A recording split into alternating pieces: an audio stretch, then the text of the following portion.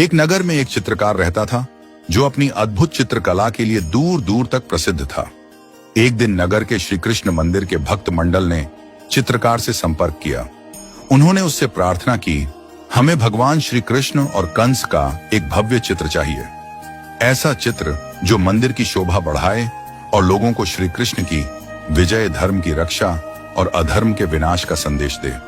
चित्रकार इस प्रस्ताव से अत्यंत प्रसन्न हुआ। उसने विनम्रता से कहा, यह तो मेरे लिए सौभाग्य की बात होगी, परंतु मैं एक शर्त रखता हूं। मैं चित्र बनाऊंगा, लेकिन पात्र सजीव चाहिए। मैं चित्र तभी बनाता हूं जब मेरे सामने वही भाव, वही दृश्य उपस्थित हो। मुझे कृष्ण के लिए एक नटखट, सुंदर और तेजस्वी बालक चाहिए और कंस के लिए एक ऐसा व्यक्ति जिसकी आंखों में क्रूरता, घमंड और अन्याय का भाव साफ झलके। भक्त तैयार हो गए और अगले ही दिन नगर में खोज शुरू हुई।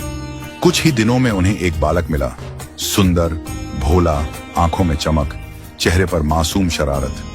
चित्रकार ने जैसे ही उस बालक को देखा, उसकी आंखें चमक उठी। यही है मेरा बाल कृष्ण।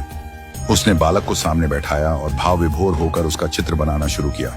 कुछ ही दिनों में चित्रकार ने बाल कृष्ण की ऐसी छवि बनाई कि देखने वाला हर व्यक्ति मंत्रमुग्ध हो गया। बालक की मुस्कान मानो कण कण में रास रचाती थी। अब बारी थी कंस की, पर यह उतना सरल नहीं था। भक्तों ने कई लोगों को चित्रकार के पास लाया, लेकिन वह संतुष्ट नहीं हुआ। नहीं, वह कहता, इसमें क्रूरता की झलक नहीं है। दिन महीनों में बदले, महीने सालों में। कृष्ण का चित्र दीवार पर मुस्कुराता रहा, पर कंस की जगह खाली थी। आखिरकार वर्षों बाद भक्तों ने हार मान ली। कहीं ऐसा चेहरा मिलेगा भी या नहीं? एक वृद्ध भक्त ने सुझाव दिया, क्यों न चित्रकार को जेल ले चलें? वहां ऐसे लोग मिलेंगे जिन्होंने जीवन में अपराध किए हैं। शायद वहां उसे वह चेहरा मिल जाए जिसकी उसे वर्षों से तलाश है। सभी सहमत हुए। चित्रकार को जेल ले जाया गया।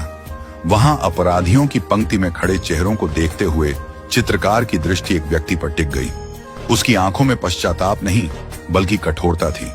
जबड़ा सख्त था, चेहरा भाव शून्य और भीतर एक अजीब सी तिक्तता झलक रही थी। यही है मेरा कंस, चित्रकार ने कहा।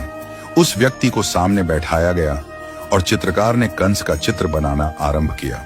वर्षों की अधूरी रचना अब पूरी हुई। कृष्ण और कंस, धर्म और अधर्म, भक्ति और अहंकार, दोनों एक ही चित्र में सजीव हो उठे। चित्र पूरी होते ही मंदिर में स्थापना की गई। श्रद्धालुजन दूर दूर से उस अद्भुत चित्र को देखने आने लगे। वहां खड़े होकर वे प्रभु की लीला का स्मरण करते, अपने भीतर छिपे कंस को पहचानते और कृष्ण से प्रार्थना करते। उस स्थापना में उस आरोपी को भी निमंत्रण मिला और वह आरोपी भी आया। जैसे ही उस आरोपी की दृष्टि उस चित्र पर पड़ी, वह कांप उठा और अगले ही क्षण वह जमीन पर गिर पड़ा और रोने लगा। चारों ओर सन्नाटा छा गया। चित्रकार ने आगे बढ़कर उसका कंधा थामा और पूछा, क्या हुआ? तुम क्यों रो रहे हो? वह अपराधी फूट फूट कर बोला, शायद आपने मुझे पहचाना नहीं। मैं वही बच्चा हूं जिसे आपने वर्षों पहले इस चित्र में बाल कृष्ण के रूप में चित्रित किया था। उसी नटखट और निर्मल बालक को देखकर आपने चित्र बनाया था। चित्रकार सन्न रह गया। मंदिर में खड़े भक्तों की आंखें भर आईं। कृष्ण या कंस बनना ईश्वर के हाथ में नहीं है।